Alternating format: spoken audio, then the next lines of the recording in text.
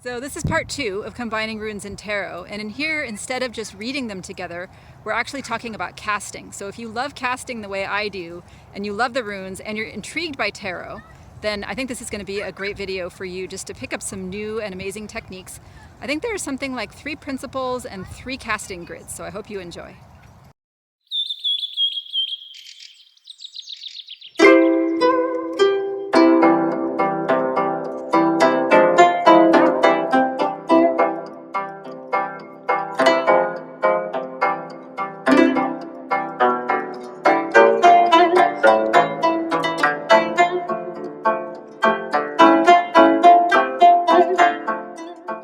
This is a great way to start if you're a little overwhelmed. I do have a very large example I will show you for inspirational purposes, which I love doing, but this is like the simple version we're just going to start with. So what you do is you choose a card, and it can be a card that you've chosen because it has a specific theme. So like, let's say you feel like your life is getting destroyed. So you choose the Tower card because you're like, okay, I need help with my dealing with, things that are being destroyed in my life. Or let's say it's a relationship with friends. And so you choose the 3 of Cups because that's the one with the, about relationships with friends. Or you can draw one randomly if you're not sure what topic or what card is right for you. And the same thing with a rune. You can pick a specific rune, or you can draw one randomly, either way. And then what you do is you cast it just onto one card. Now, if you drop a rune onto a single card, there's a fair likelihood that the rune will skip off the card completely because the card isn't that big. So what I usually do if I'm casting on a single card is either I put the card into like a little box, like if you have one of those decks that comes with its own, top and bottom box, and that way the rune bounces around on top of the card. Or sometimes I just drop it and then kind of cup my hands over the card to prevent the rune from skipping off of it. But what we're really doing here is we're investigating the symbol or the meaning of the portion where the rune touches the card. So it's not just like, oh, here's this rune goes with this card, but most tarot cards are full of symbolism. Now, this doesn't work with minimalist decks, by the way. You need a symbolic deck for this. And so this allows spirit and the sort of, chance of the rune to help us see what symbol on this card is most meaningful and important for me. And this is great if you kind of have gotten into a rut reading your cards, or you're like, oh, well, I always talk about the black cat, but there's all these other symbols, or you're overwhelmed by the symbolism. You're like, well, there's a bunch of stuff on the card. How do I know what I'm supposed to be looking at? You let the rune guide you to the portion of the card where the message really is for you here. The question in this card was, how can I improve my relationship with my mom? That was what I was asking about. So this is a relationship reading I did to have a better relationship with my mom, because I really would like to interact with her better. And I feel like she wants that too. So I want to know what my part is. So I chose this rune. This is the rune Ewaz, which literally means horse, and it represents partnership.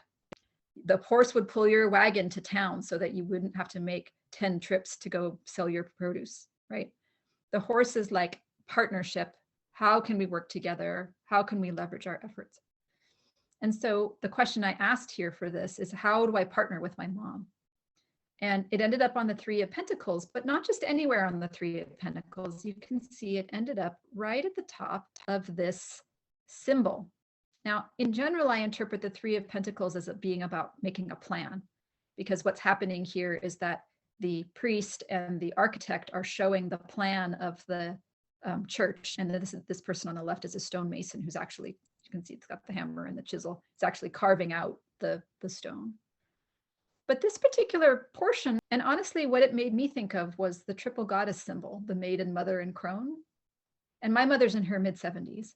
And she is an extremely wise person with a lot of like practical planning experience.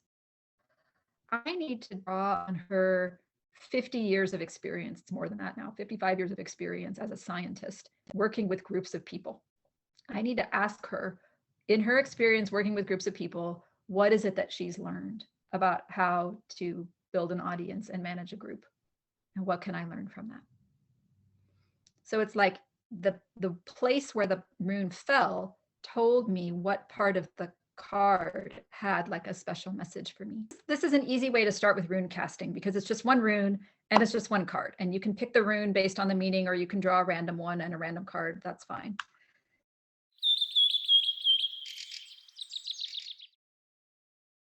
So now we're moving on to the sort of like, you know, blowing this up a big amount. And this is the part where I'm like, I think it's really cool and I want to show you guys, but I'm also kind of worried it's going to be too much. So feel free to implement this in whatever way is comfortable for you. So we could do 1 card, you can do 4 cards, you can do 9 cards. My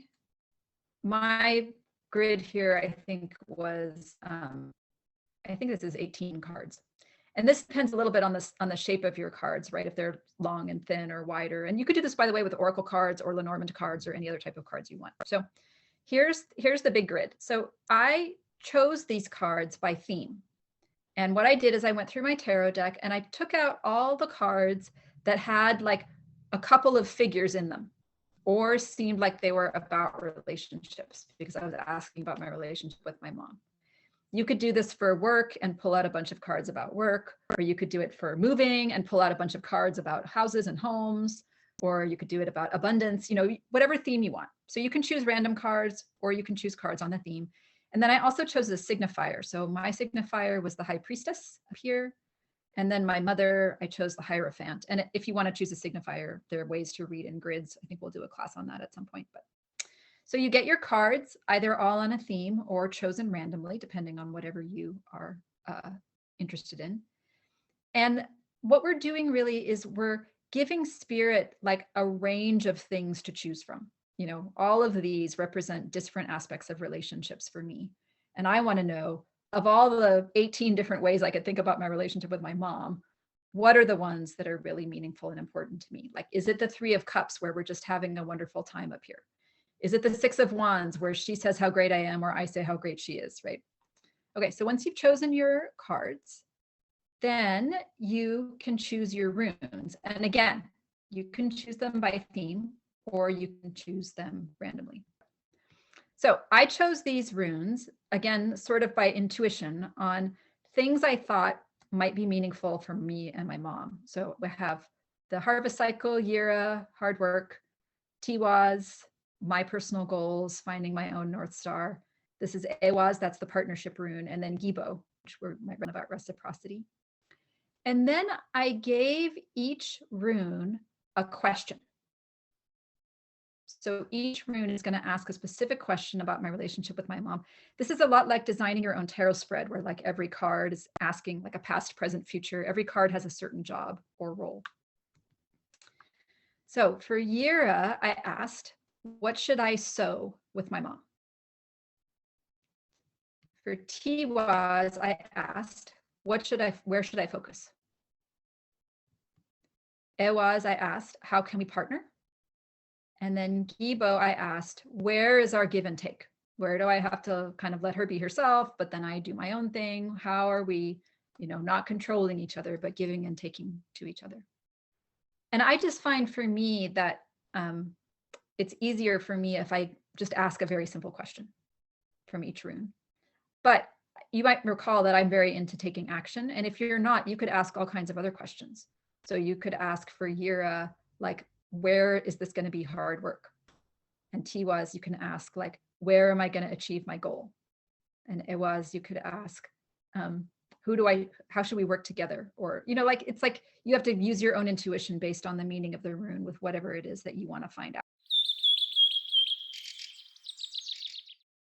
With your family, you could say, this rune represents my husband, this rune represents my older child, this rune is my younger child, and pick a rune that seems like it fits their personality, and then cast it on the spread and find out, what are our family dynamics for each of the individuals. Yeah, so the runes can represent different people as well as actually answering a question. This is part of why runes are so great, is you can give them any job you want.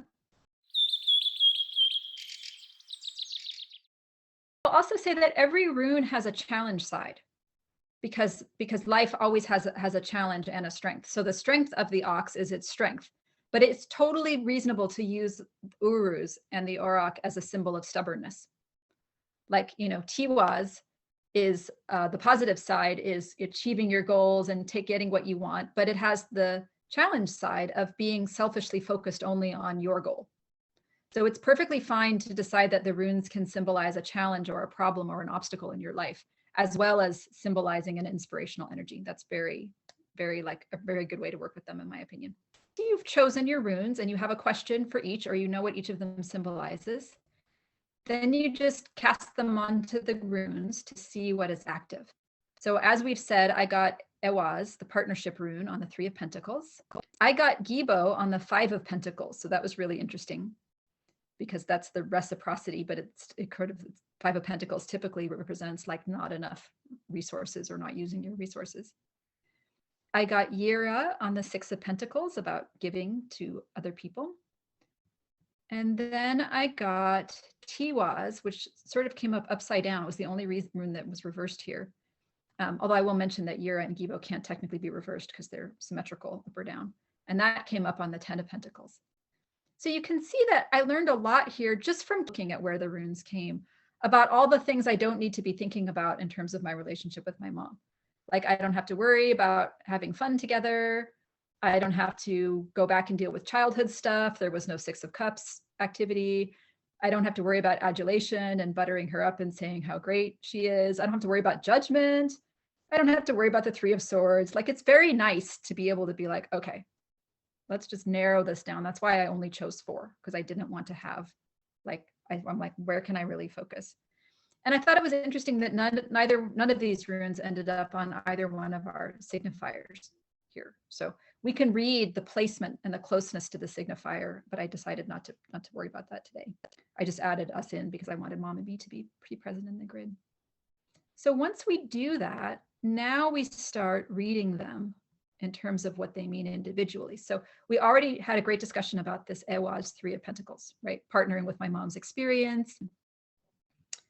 So if we were going to do the next one, we've got Tiwaz here. Remember, Tiwaz is about finding your own goals, divine masculine energy.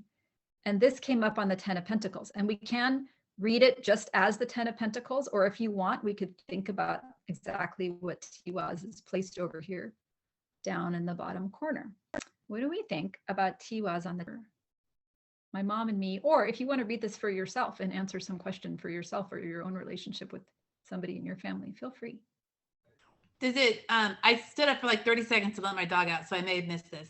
Tiwaz is upside down. Does that have relevance to this or no? So it depends on whether you want to read the reversal or not. I decided, I love reading reversals, so I always do. But that's, again, it's up to you as a reader whether you want to read the reverse here. Like you could, go ahead. Oh, I was going to say, if I was looking at the shape of the rune, it's pointing into the ground. It's almost like it's going to, like mountain climbers use those. It looks like that. They throw them up on a rope, they catch the side of the cliff, and they go up the cliff. I don't know. You know what I'm talking about. Yeah. Climbing axes.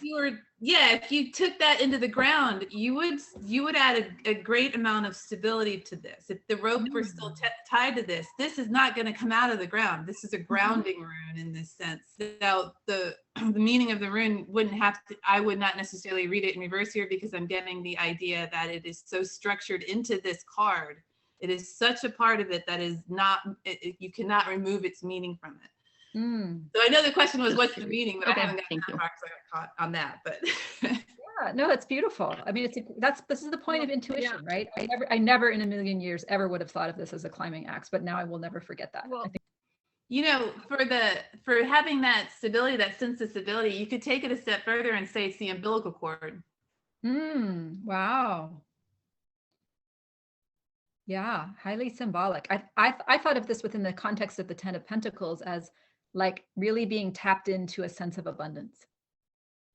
Not looking and being like, well, I don't have this, or we're not that, or in our past things were hard, but really tapping into what is the abundance in the relationship that I have with my mom, and sort of increasing my focus on that rather than worrying about problems or getting everything right or that sort of thing. And then there's more material for part 2. We're going to talk about runes and rituals, runes and tarot cards, how to put together a tarot rune altar, and also how to channel the abundance of your archetype, your major arcana archetype, through the rune equivalents. We really didn't get to rune and tarot equivalent today, so that's coming up in part 2.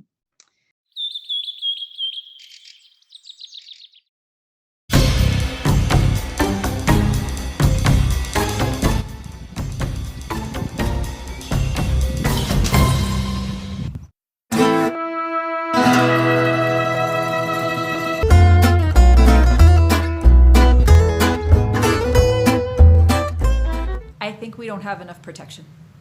We've got Thurisaz reversed on top of the Two of Wands.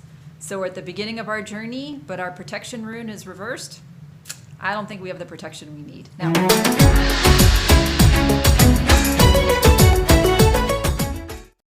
great news. Nobody's attacking us. And we have Ingwaz, the seed, which means it's the beginning of something new. So fingers crossed, this is the beginning of a new stage where we're not being attacked, which would be so great.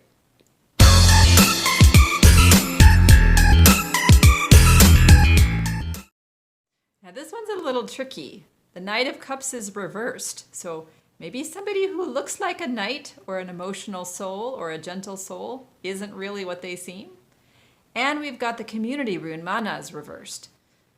So maybe they're not really part of the community. Somebody whose heart's not with us, or maybe somebody who just feels a little marginalized, kind of, on the edge. So that's what we're going to be looking out for this week.